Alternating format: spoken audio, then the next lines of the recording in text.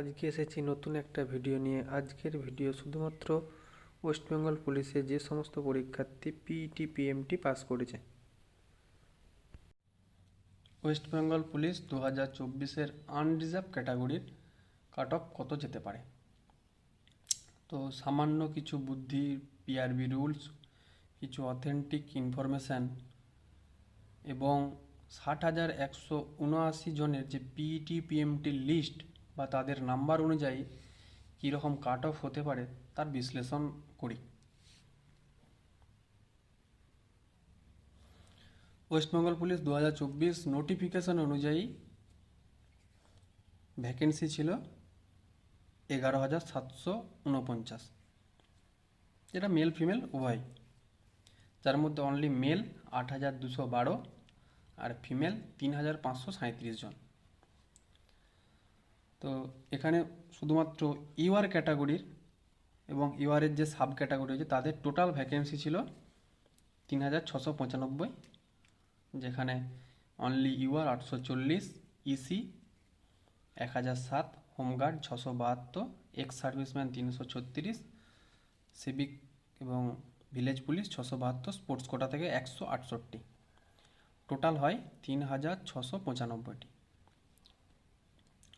যেখানে পিইটি পিএমটির জন্য শর্টলিস্টেড হয়েছে অনলি ইউআরের সাবকাস্ট ক্যাটাগরির ইসি 3 জন, হোমগার্ড 4 জন, এক্স সার্ভিসম্যান 4 জন, সিভিক পুলিশ 48 জন, স্পোর্টস কোটা থেকে 10 জন, সব মিলিয়ে 69 কি 70 জন।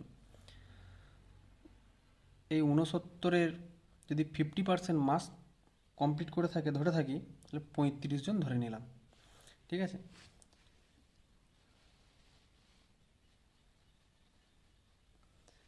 তো 35 জন ধরে নিলাম, তাদের সবাই কাট অফ ক্লিয়ার করবে। অতএব তাহলে ইউআরের জন্য ভ্যাকেন্সি কত পড়ে থাকবে? ইউআরের জন্য অনলি ভ্যাকেন্সি পড়ে থাকবে 3,660টি। 3,660টি।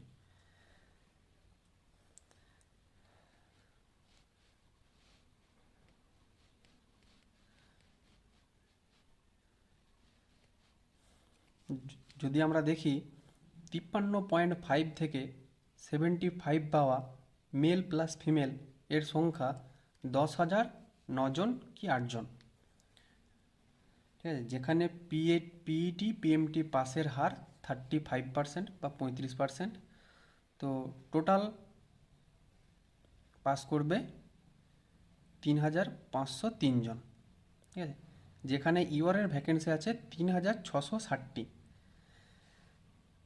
আমার মনে হয় যে যারা 53.5 পাওয়া ছেলে বা মেয়ে সবাই সেফ জোন, বেসিক্যালি ছেলে সবাই সেফ জোন।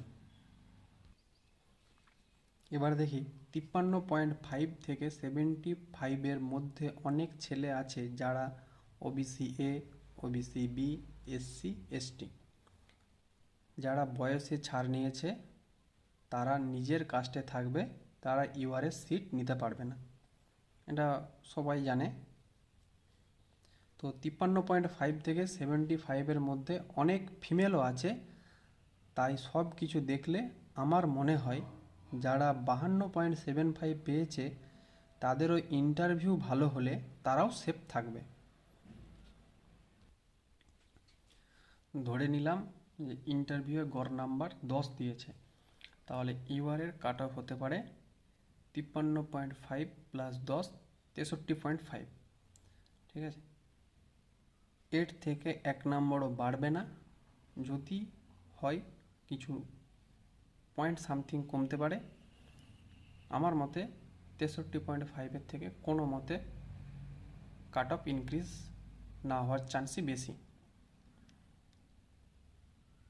সব কিছুর দিক থেকে বিচার করলে যে একটা মূল সিদ্ধান্তে আসা যায় যে ইউআরের ফাইনাল কাট অফ 61 থেকে 63.5-এর মধ্যে থাকবে। 63.5-এর উপরে কখনোই যাবে না, 63.5-এর নিচেই থাকবে।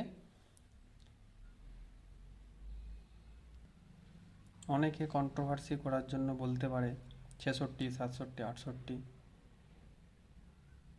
যারা ডব্লিউবিপি অ্যাসপিরিয়েন্ট বা যারা ডব্লিউবিপির পরীক্ষা দিয়েছে তারাই জানে, যারা মাঠ কমপ্লিট করেছে তারাই জানে। আমিও একজন ডব্লিউবিপির ক্যান্ডিডেট।